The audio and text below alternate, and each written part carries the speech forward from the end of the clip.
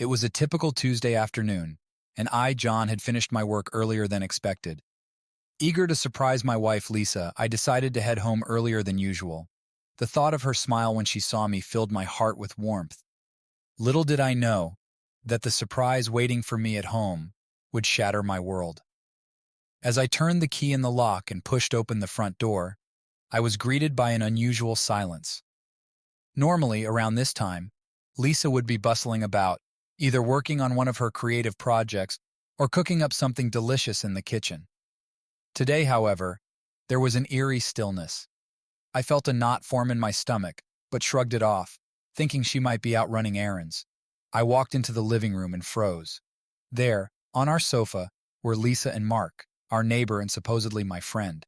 They were so engrossed in their passionate embrace that they didn't even notice my presence. I stood there, paralyzed by shock and disbelief. My mind raced, struggling to process the scene unfolding before me. This was my wife, the woman I loved, betraying our marriage vows with another man, right in our home. I felt a surge of anger rising within me, but I fought to maintain my composure. I needed evidence, solid, irrefutable proof of their betrayal. Slowly, I pulled out my phone and snapped a few photos, making sure to capture their intimate moment. The sound of the shutter finally caught their attention. Lisa looked up, her face paling as she saw me standing there. Mark jumped to his feet, fumbling for words, but I raised a hand to silence him. "John, I can explain," Lisa stammered, but I didn't want to hear it. Without a word, I turned on my heel and walked out of the house, my heart pounding and my mind spinning with a mix of rage and heartbreak. I drove aimlessly for what felt like hours, trying to make sense of what I had just witnessed. How long had this been going on? How could they betray me like this? Questions swirled in my head, but there were no answers. By the time I pulled over, my initial shock had subsided, replaced by a cold, calculating resolve. I knew I needed a plan, a way to make them pay for their betrayal. Over the next few days, I meticulously gathered more evidence. I installed hidden cameras around the house and recorded their conversations and encounters. Each piece of evidence felt like a knife to the heart, but it only fueled my determination. I wasn't going to let them get away with this. I also hired a private detective, someone who could gather additional proof and ensure that my plan would be airtight. He uncovered more details about their affair, painting a picture of deceit that only strengthened my resolve. I knew that if I was going to expose them, I needed to do it in a way that left no room for doubt. The opportunity for my revenge came sooner than expected. Lisa's birthday was just around the corner, and she had planned a big celebration at our house, inviting friends and family to join in the festivities. It was the perfect stage for my revelation. The night of the party arrived, and our house was filled with laughter and chatter. Lisa was in her element, playing the perfect hostess, while Mark mingled with the guests as if nothing was amiss. I moved through the crowd, my heart pounding with anticipation and a hint of dread. The moment of truth was drawing near. As the evening progressed, I called for everyone's attention and asked them to gather in the living room for a special surprise. Lisa looked at me with a curious smile, unaware of the storm that was about to break. I took a deep breath and began to speak. "Thank you all for coming tonight to celebrate Lisa's birthday. I have something very important to share with all of you," I said, my voice steady despite the turmoil inside me. "It's a video I prepared, a compilation of some recent moments that I think you'll all find very enlightening." With that, I turned on the large-screen TV and pressed play. The room fell silent as the video started. At first, it showed mundane clips of our daily lives, but soon it transitioned to the hidden camera footage. Gasps and murmurs filled the room as the scenes of Lisa and Mark's affair played out in front of everyone. Lisa's face turned ashen, and she stood frozen, unable to look away from the screen. Mark tried to slink away, but the eyes of our friends and family bore into him, pinning him in place. I watched as the people closest to us reacted with shock, anger, and disbelief. When the video ended, there was a heavy silence. I turned to face Lisa and Mark, my voice cold and controlled. "This is what you both have been doing behind my back. I hope it was worth it." Tears streamed down Lisa's face as she tried to speak, but no words came out. Mark stood there looking defeated and humiliated. The guests slowly began to leave, whispering among themselves, casting disdainful glances at the two of them. I didn't stay to hear their excuses or apologies. I had already made up my mind. The next day, I filed for divorce, ensuring that the evidence I had collected would secure a fair settlement in my favor. I also made sure to cut all ties with Mark, letting him deal with the fallout of his actions on his own. As the days turned into weeks, I began to rebuild my life. The pain of betrayal still lingered, but I found strength in the knowledge that I had stood up for myself and exposed their deceit. Lisa and Mark had to face the consequences of their actions, and I could move forward, free from the shadows of their betrayal. In the end, I emerged stronger, ready to embrace a future unburdened by lies and deceit. And as for Lisa and Mark, they were left to pick up the pieces of their shattered lives, forever marked by the night their secret was laid bare for all to see. After the explosive revelation at Lisa's birthday party, I found myself alone in the house that once felt like a sanctuary. The laughter, warmth, and love that had once filled our home were now replaced by an oppressive silence. The images of Lisa and Mark's betrayal played repeatedly in my mind, each repetition reigniting the pain. The betrayal was a wound that cut deeply, but I knew I had to keep moving forward. The morning after the party, I woke up with a heavy heart. The events of the previous night felt surreal, like a terrible nightmare. But the empty side of the bed where Lisa once slept reminded me that it was all too real. I dragged myself out of bed and made my way to the kitchen, hoping that a strong cup of coffee might help clear my head. As I sipped my coffee, I began to formulate my next steps. The first thing I needed to do was file for divorce. I knew that staying in this toxic relationship would only prolong my pain and hinder my healing. I had all the evidence I needed, thanks to the hidden cameras and the private detective. Now it was time to take action.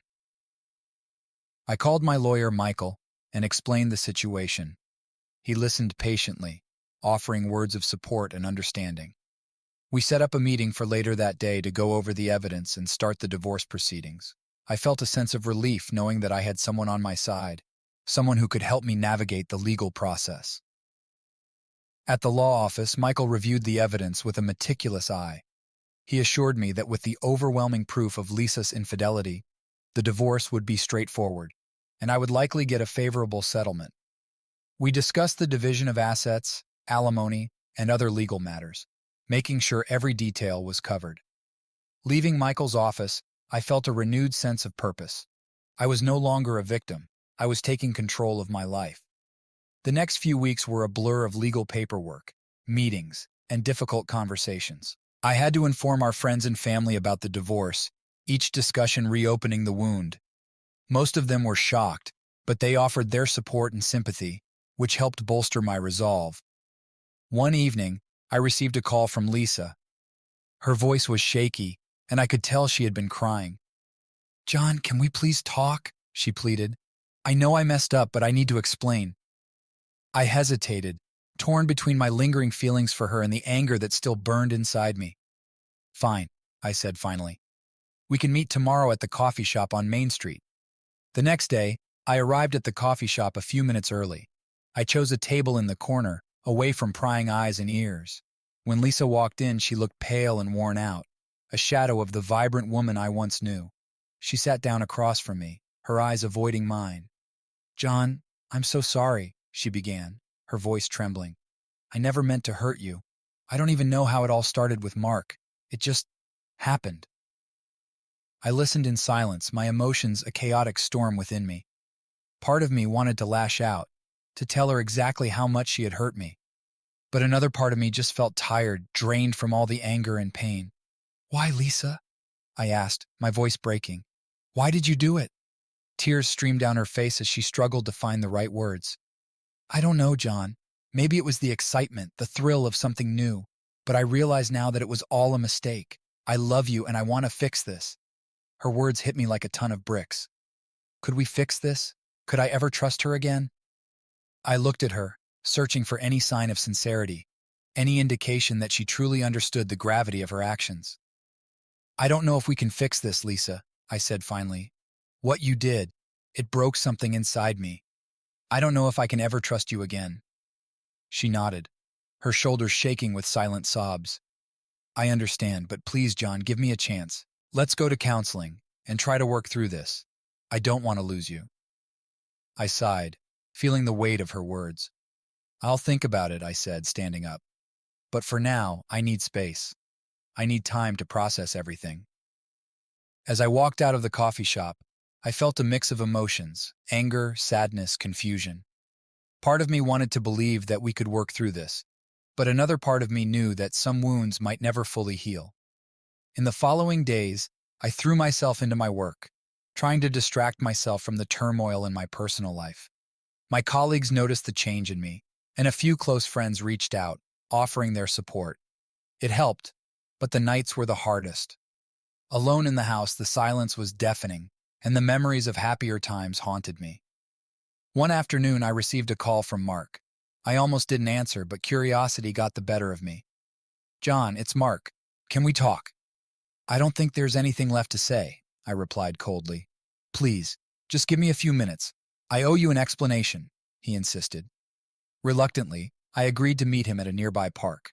When I arrived, Mark was already there, looking just as haggard as Lisa. He stood up as I approached, his hands shoved deep into his pockets. "John, I can't begin to tell you how sorry I am," he started.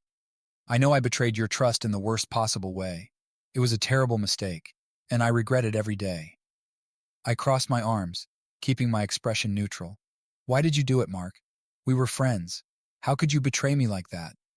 He sighed, looking down at the ground. "I wish I had a good answer, but I don't. It was selfish and reckless. I never meant for it to go this far. I never wanted to hurt you." His words felt hollow, and I struggled to find any sympathy for him. "Well, you did hurt me, more than you'll ever know. But I don't want to carry this anger around forever. I need to move on." Mark nodded, tears glistening in his eyes. "I understand. And for what it's worth, I'm truly sorry.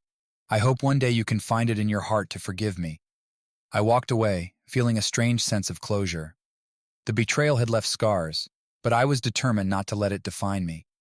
It was time to focus on my future and rebuild my life. The divorce proceedings went smoothly, thanks to the overwhelming evidence of Lisa's infidelity. The court awarded me a favorable settlement, and I kept the house. Lisa moved out, taking only her personal belongings. As she left, there was a finality to it, a sense of an ending that was both sad and necessary. I spent the following months renovating the house, turning it into a space that reflected my new beginning. It was therapeutic, a way to reclaim my life and create new memories. Friends and family continued to offer their support, helping me through the toughest days. Slowly but surely, I began to heal. The pain of betrayal was still there, but it no longer consumed me. I started dating again, meeting new people, and rediscovering the joy of companionship. Each step forward felt like a victory, a testament to my resilience. Lisa and I remained civil, especially when it came to dealing with mutual friends and family. We both knew that our paths had diverged, and there was no going back. Mark, on the other hand, moved away, seeking a fresh start somewhere far from the memories of his mistakes. In the end, I emerged stronger and wiser. The experience taught me valuable lessons about trust, forgiveness, and the importance of self-worth. I was ready to embrace a future filled with possibilities, unburdened by the shadows of the past. As I stood in my newly renovated home, I felt a sense of peace. The journey had been painful and tumultuous, but I had survived, and now I was ready to live again, to find happiness and fulfillment on my terms. The past was behind me, and a brighter future awaited. The divorce was finalized, and Lisa had moved out, but I couldn't shake the feeling of betrayal that gnawed at me. As I lay in bed one night staring at the ceiling, a new resolve formed within me. Lisa and Mark had shattered my life, and I wanted them to feel the full weight of their actions. They thought the public humiliation at the party was the end of it, but they were wrong. It was just the beginning. I spent the next few days formulating a plan. It had to be meticulous, leaving no room for error. I knew that revenge wouldn't heal my wounds, but it would provide a sense of closure, a way to reclaim my dignity. I was done being the victim. First, I needed more information about Mark. I knew he was a successful real estate agent, with a sterling reputation in the community. If I could uncover any dirt on him, it would be a powerful weapon. I hired the private detective again, this time to dig into Mark's professional and personal life. I wanted every detail, no matter how small. While the detective worked, I started preparing for the final act of my plan. I reached out to friends and acquaintances who had connections in the real estate market. I wanted to ensure that when the time came, Mark's downfall would be swift and irreversible. A week later, the detective handed me a thick file on Mark. As I pored over the contents, a smile crept across my face. There it was, the leverage I needed. Mark had been involved in several shady deals, using unethical practices to secure properties and inflate their values. He had paid off inspectors and manipulated clients, all while maintaining his pristine public image. This was the ammunition I needed. With the evidence in hand, I moved to the next phase of my plan. I created an anonymous email account and crafted a series of emails detailing Mark's illegal activities. I included copies of the documents and recordings that the detective had gathered, making sure everything was clear and undeniable. I sent these emails to the local news outlets, real estate boards, and even some of Mark's clients. The response was immediate and explosive. Within days, Mark's name was splashed across headlines, his face plastered on news broadcasts. The revelations about his unethical practices spread like wildfire, and his clients began pulling out of deals. The real estate board launched an investigation, and his colleagues distanced themselves, fearing the fallout. Mark's life was unraveling, and I watched with grim satisfaction. But I wasn't done yet. I still had to deal with Lisa. Lisa had found a new apartment and started seeing a therapist, trying to put her life back together. She reached out to me a few times, asking for forgiveness and hoping to salvage some semblance of a relationship. I kept my distance, knowing that any interaction would only reignite my anger. However, I had one final card to play. I compiled the evidence of Lisa's affair, along with details about Mark's downfall, and sent it to her employer. Lisa worked for a prominent marketing firm, and her reputation was essential to her success. The company had a strict code of conduct, and I knew that this scandal would jeopardize her career. The fallout was swift. Lisa was called into a meeting with her superiors, who confronted her with the evidence. She was suspended pending an internal investigation, and her colleagues began to whisper behind her back. The once vibrant and confident woman was now a shadow of her former self, struggling to hold on to the remnants of her life. As the weeks passed, I watched from a distance as Lisa and Mark's lives crumbled. The satisfaction I felt was bittersweet. My revenge had been successful, but it hadn't brought the closure I had hoped for. Instead, it left me feeling empty, a reminder that no amount of retribution could erase the pain of their betrayal.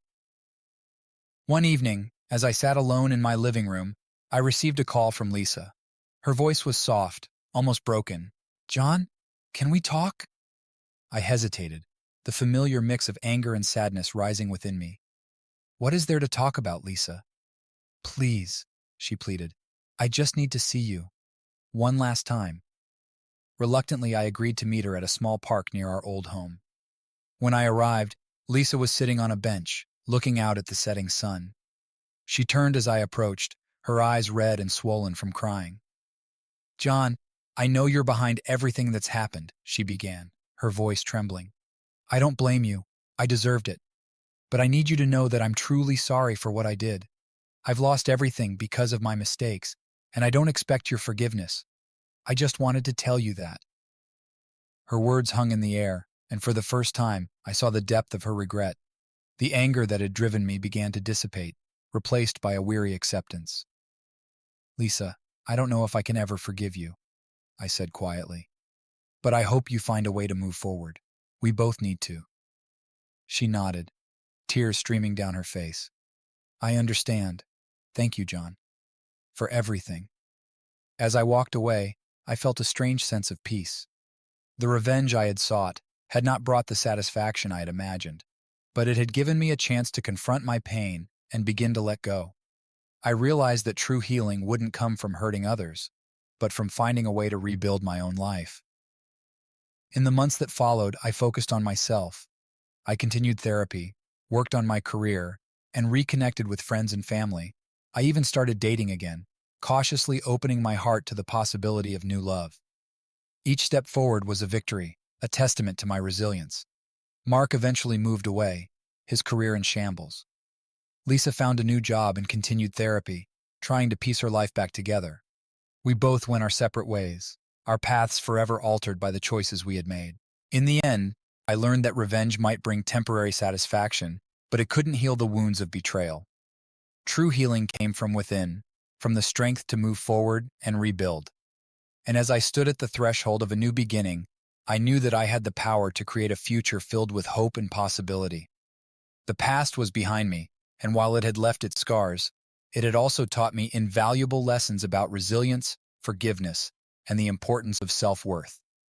I was ready to embrace the future, to live my life on my terms, unburdened by the shadows of my past. As I looked out at the horizon, I felt a sense of freedom and renewal. The journey had been long and painful, but I had emerged stronger, wiser, and ready to face whatever came next. The sunset was one chapter of my life, and a new dawn awaited, a dawn filled with promise and hope. Despite the turbulent months following the divorce and my calculated revenge, life gradually began to stabilize. My days were filled with work, therapy, and tentative steps toward rebuilding my social life. Yet the specter of Lisa and Mark's betrayal still haunted me, and I knew that confronting the full extent of their deceit was necessary for my closure. One morning, as I was sorting through old files in my home office, I stumbled upon a box of mementos from my marriage with Lisa. Photos, love letters, and small keepsakes that once brought joy now felt like relics of a past life. I considered tossing them all away, but a nagging feeling stopped me. Instead, I decided to go through them one last time, hoping it might bring some clarity. As I sifted through the contents, I found an old diary of Lisa's. I hesitated, feeling a twinge of guilt at the thought of invading her privacy. But curiosity got the better of me, and I opened it. The entries were a mixture of mundane daily events and deeper reflections on our relationship. Then I came across a passage that made my heart race. It was dated around the time when her affair with Mark had likely begun. Lisa wrote about feeling restless and unfulfilled, yearning for excitement and novelty. She mentioned Mark by name, describing their initial encounters as innocent, but increasingly thrilling. The entries painted a picture of a woman struggling with inner turmoil, torn between her commitment to me and her desire for something new. Reading her words, I felt a strange mix of anger, sadness, and understanding. It didn't excuse her actions, but it gave me a glimpse into her mind. I realized that while she had betrayed me, she was also battling her demons. This revelation didn't absolve her of guilt, but it softened my resentment just a bit. With this new perspective, I decided to reach out to Lisa one last time. I needed to hear her side of the story directly, to ask the questions that had been plaguing me. I called her and proposed we meet for lunch. She sounded surprised but agreed, sensing the importance of the conversation. We met at a quiet cafe, far from prying eyes. Lisa looked different, more subdued, as if the weight of her mistakes had physically altered her. We exchanged awkward pleasantries before diving into the heart of the matter. "Lisa, I found your old diary," I began, watching her reaction closely. Her eyes widened, but she didn't interrupt. "I read about how things started with Mark. I need to understand why." She took a deep breath, her eyes filled with a mixture of regret and relief. "John, I was lost. I felt like our life had become routine, like I was stuck in a loop with no excitement. Mark was an escape. I know it was wrong, but at the time it felt like the only way to feel alive." Her words stung, but they also resonated with a part of me. I had been so focused on my work and maintaining a stable life that I hadn't noticed her growing dissatisfaction. "Why didn't you talk to me about it?" I asked, my voice tinged with both frustration and hurt. "I tried in my way," she replied softly, "but I didn't know how to express what I was feeling without hurting you, and then it just spiraled out of control." We sat in silence for a few moments, absorbing the weight of her confession. "I'm not excusing what you did, Lisa," I said finally, "but I appreciate your honesty. I think it's something we both needed to hear." She nodded, tears welling up in her eyes. "Thank you, John. I know I can't undo the past, but I hope we can both move forward now." As we parted ways, I felt a sense of closure beginning to form. The wounds were still there, but they didn't feel as raw. I realized that true healing would take time, but I was on the right path. In the following weeks, I focused on building a new routine. I joined a gym, started volunteering at a local shelter, and reconnected with old hobbies. Each activity was a step toward reclaiming my life and identity. The support of friends and family was invaluable, and I began to see the world with fresh eyes. One evening, I received an unexpected call from Michael, my lawyer. John, I've been reviewing the final details of your settlement with Lisa, he said. There's something you should know. My heart sank, fearing another complication. What is it, Michael? I found some discrepancies in the financial records. It seems Mark's involvement in those shady real estate deals was deeper than we thought. There are transactions linking him to offshore accounts and potential money laundering. The revelation hit me like a ton of bricks. What does this mean for me? I asked, trying to keep my voice steady. It means you could potentially leverage this information to further secure your settlement, or even take legal action against Mark. It's a powerful card to have, especially if you want to ensure he faces consequences beyond the public scandal.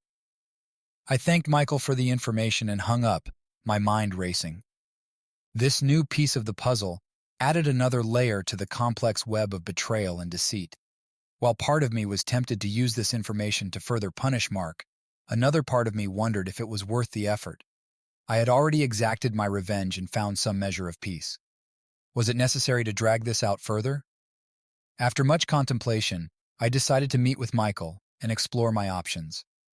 During our meeting, we discussed the potential legal ramifications and strategies. Michael was confident that we could build a strong case, but he also advised me to consider the emotional toll it might take. John, pursuing this could bring you closure, but it could also reopen old wounds, he cautioned. You need to decide if it's worth it. I thanked him for his advice and left the meeting deep in thought. That evening, I called my therapist and talked through my feelings and options. She helped me see that while seeking justice was valid, my primary goal should be my well-being. In the end, I decided to proceed with caution. I authorized Michael to use the information as leverage to ensure my financial security and to potentially dissuade Mark from any retaliatory actions. But I chose not to pursue a full legal battle. It wasn't about letting Mark off the hook. It was about prioritizing my peace of mind. As the months passed, the legal maneuvers played out quietly. Mark faced further scrutiny from authorities, and I received a more favorable settlement. Lisa and I maintained a distant but civil relationship, communicating only when necessary. I continued to focus on my growth and healing, finding solace in new friendships and experiences. One evening, as I sat on my porch, watching the sunset, I reflected on the journey I had been through.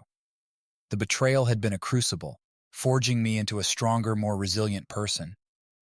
I had learned the importance of self-worth and the necessity of letting go of anger and resentment. My thoughts were interrupted by a notification on my phone. It was a message from Sarah, a woman I had met at the gym. We had been seeing each other casually, and her presence had brought a new light into my life.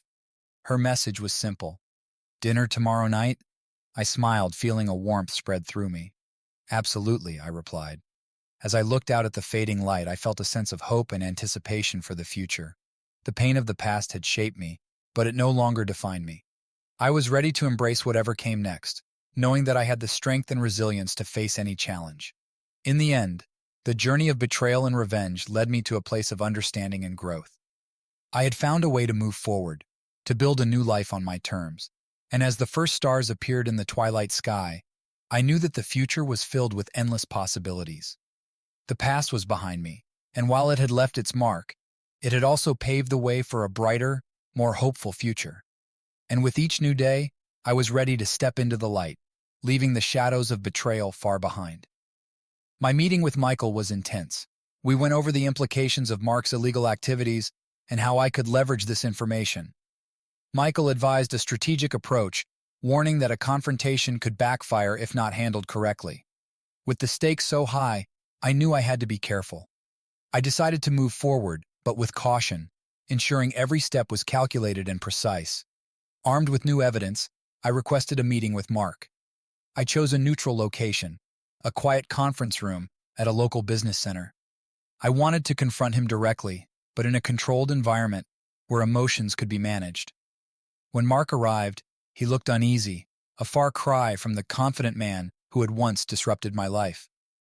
"John," he greeted me, trying to maintain a semblance of cordiality. "What's this about?" I motioned for him to sit. "Mark, we need to talk about your real estate deals. I know everything." His face paled slightly, but he maintained his composure. "I don't know what you're talking about." I slid the folder across the table, filled with the incriminating evidence. "This," I said firmly, is what I'm talking about. Mark opened the folder, his eyes scanning the documents. As he read, his facade crumbled. "Where did you get this?" he demanded, his voice trembling with a mix of anger and fear. "It doesn't matter where I got it," I replied coldly. "What matters is what happens next. You have two options. We can go public with this, and you can face the legal consequences, or you can agree to my terms." He looked up, a flicker of hope in his eyes. "Terms? What do you want?" I leaned forward, making sure he understood the gravity of the situation. "First, you will fully compensate me for any financial losses caused by your affair with Lisa. Second, you will make a sizable donation to a charity of my choosing. And finally, you will leave this town and never contact Lisa or me again." Mark's jaw tightened. "And if I refuse? Then I go to the authorities, and your career, your reputation, and possibly your freedom are finished. Your choice, Mark." He stared at me for a long moment, weighing his options. Finally, he nodded. "All right, I agree to your terms." We drew up a formal agreement, and Mark signed it reluctantly. As he walked out of the conference room, I felt a strange sense of vindication. The confrontation had been intense, but it was a necessary step toward closure. In the days that followed, Mark transferred the money and donated as promised. He left town, and I heard through the grapevine that he had relocated to another state, trying to rebuild his shattered life. The satisfaction I felt was tempered by a lingering sense of emptiness. Revenge had brought some measure of justice, but it hadn't filled the void left by the betrayal. Lisa and I continued our distant but civil relationship. The revelations about Mark had shaken her as well, and she seemed determined to move forward with her life. We rarely spoke, but when we did, it was with a mutual understanding that the past was behind us. One evening, as I was reflecting on the events of the past year, I received a call from Sarah, the woman I had been seeing. "Hey, John," she said, her voice warm and cheerful. "I was wondering if you'd like to join me for a weekend getaway. I think it would be good for both of us." I hesitated for a moment, still wary of opening my heart fully, but then I realized that this was an opportunity to start anew, to leave behind the shadows of my past. "I'd love that, Sarah," I replied, feeling a genuine smile spread across my face. The weekend getaway was exactly what I needed. Sarah and I spent time hiking, exploring new places, and simply enjoying each other's company. For the first time in a long while, I felt a sense of peace and happiness. The past still lingered, but it no longer defined me. Upon returning home, I continued to focus on my personal growth. Therapy sessions were now more about maintaining my mental health rather than healing deep wounds. I reconnected with old friends, made new ones, and invested time in hobbies I had neglected. My career flourished, and I found a new sense of purpose in my work. One afternoon, I received an unexpected email from Lisa. It was brief, but sincere. "John, I just wanted to thank you for everything. I've been doing a lot of reflecting, and I realize now how much pain I caused you. I'm truly sorry. I hope you find happiness and peace." Her words were a reminder of how far I had come. I replied with a simple, heartfelt message. "Thank you, Lisa. I wish you the best as well."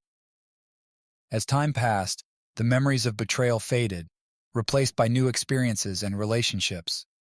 Sarah and I grew closer, and I found myself genuinely happy in her presence. She was understanding and patient, giving me the space I needed to heal while also encouraging me to embrace the future. One evening, as we sat together watching the sunset, Sarah turned to me and said, "John, I'm glad you chose to move forward. I see so much strength in you, and I'm grateful to be a part of your journey." I squeezed her hand, feeling a warmth spread through me. "Thank you, Sarah. You've been a big part of my healing process. I'm grateful for you too." The journey from betrayal to healing had been long and arduous, but it had also been transformative. I learned valuable lessons about resilience, forgiveness, and the importance of self-worth. While the past had shaped me, it no longer defined my future. As I looked out at the horizon, I felt a profound sense of gratitude. The pain and heartache had given way to hope and new beginnings. I was ready to embrace whatever the future held, knowing that I had the strength and support to face any challenge. The confrontation with Mark had been a pivotal moment, a turning point that allowed me to reclaim my life. Now, as I stood on the threshold of a new chapter, I felt a renewed sense of purpose and optimism. The past was behind me, and the future was filled with endless possibilities. Months had passed since the confrontation with Mark and the subsequent steps I had taken to rebuild my life. I was beginning to feel like myself again, a stronger and more resilient version of who I had been. My relationship with Sarah was flourishing, my career was on an upward trajectory, and I had finally found a sense of peace. Little did I know that an unexpected twist was on the horizon, one that would change everything once again. One crisp autumn morning, I received a call from an unfamiliar number. "Hello, John.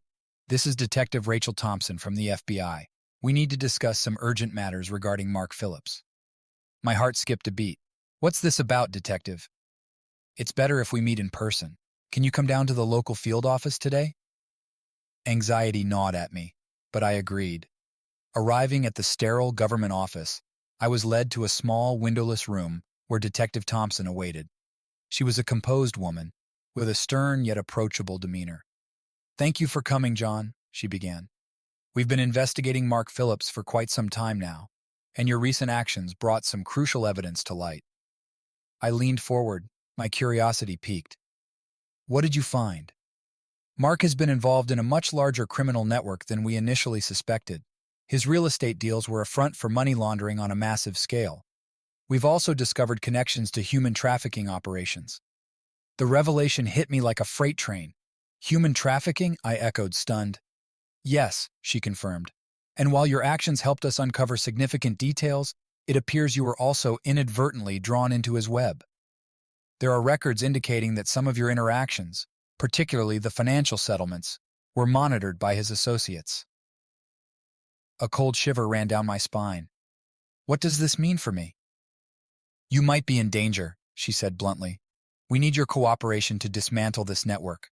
We'll provide protection, but you must understand the gravity of the situation." The world seemed to tilt around me. I had sought revenge and closure, only to find myself entangled in something far more sinister.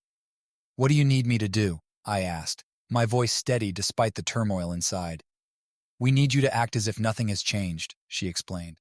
"Continue your life as usual while we use you to draw out more of Mark's associates. It's risky, but your cooperation could save countless lives." The enormity of the task weighed heavily on me, but I knew I couldn't back down. "I'll do it," I agreed, feeling a newfound resolve, whatever it takes to stop them. For the next few weeks, I lived a double life. On the surface, everything seemed normal. I continued working, spending time with Sarah, and maintaining my daily routines. But beneath the facade, I was constantly in touch with the FBI, providing them with any information I could gather. Sarah noticed the strain but didn't press me. Her support was unwavering, and I drew strength from her presence. One evening, as we sat on the porch, she took my hand. "John, I don't know what's going on, but I trust you. Whatever it is, we'll get through it together." Her words were a balm to my soul. "Thank you, Sarah," I said, pulling her into a tight embrace. "I promise I'll explain everything soon." As the operation progressed, we managed to uncover critical leads. The FBI began making arrests, slowly dismantling the network piece by piece. However, the danger grew more palpable. I was constantly looking over my shoulder, aware that Mark's remaining associates might target me. Then one night, everything came to a head. I was returning home late after a long day when I noticed a black SUV tailing me. My heart raced as I called Detective Thompson, relaying my location. "Stay calm, John," she instructed. "We're tracking you. Head to a public place." I drove to a nearby shopping center, hoping to blend in with the crowd. But as I parked, the SUV blocked my car. Two men emerged, their intentions clear. Before they could reach me, FBI agents swarmed the area, guns drawn. The men were quickly apprehended, and I was rushed to safety. Detective Thompson met me at a secure location, her expression grave. "You did well, John," she said. "We've captured some key figures, thanks to you." Relief washed over me, but it was short-lived. "What now?" "We'll continue the investigation, but you need to be relocated for your safety," she explained. "It's not safe for you here anymore." The reality of her words sank in. I had to leave everything behind: my home, my job, and most painfully, Sarah. "Can I at least say goodbye?" I pleaded. "We'll arrange it," she assured me. That evening, I met Sarah in a secluded park. Her eyes were filled with worry. John, what's happening? I took a deep breath, knowing this moment would be the hardest part. Sarah, I've been working with the FBI to take down a criminal network connected to Mark. It's not safe for me here anymore. I have to leave. Tears welled up in her eyes. What about us? I love you, Sarah, I said, my voice breaking. But I can't put you in danger. This is something I have to do alone. She hugged me tightly, and we stood there, holding each other as the reality of our separation loomed. Promise me you'll be safe, she whispered. I promise, I said, fighting back tears. I'll come back for you when it's over. We parted ways that night, and I was whisked away to a new location. The months that followed were a blur of new identities and constant vigilance. I stayed in touch with Detective Thompson, receiving updates on the progress of the investigation. Finally, after what felt like an eternity, the FBI dismantled the remaining parts of the network. Mark and his associates were behind bars, and the threat to my life was diminished. I was given the green light to return to my old life, albeit with continued precautions. I returned home, but everything had changed. The house felt empty without Sarah. I reached out to her, hoping to rebuild what we had lost. To my relief, she was willing to give us another chance. As we sat together, rekindling our connection, I realized that the unexpected twists and turns had brought me full circle. The journey had been perilous and filled with unforeseen challenges, but it had also led me to a deeper understanding of resilience, love, and the importance of fighting for justice. The past was a series of scars, each one telling a story of pain and triumph. As Sarah and I looked toward the future, we knew that whatever came next, we would face it together. And in that moment, I found a sense of peace, knowing that the battles we fought had not been in vain.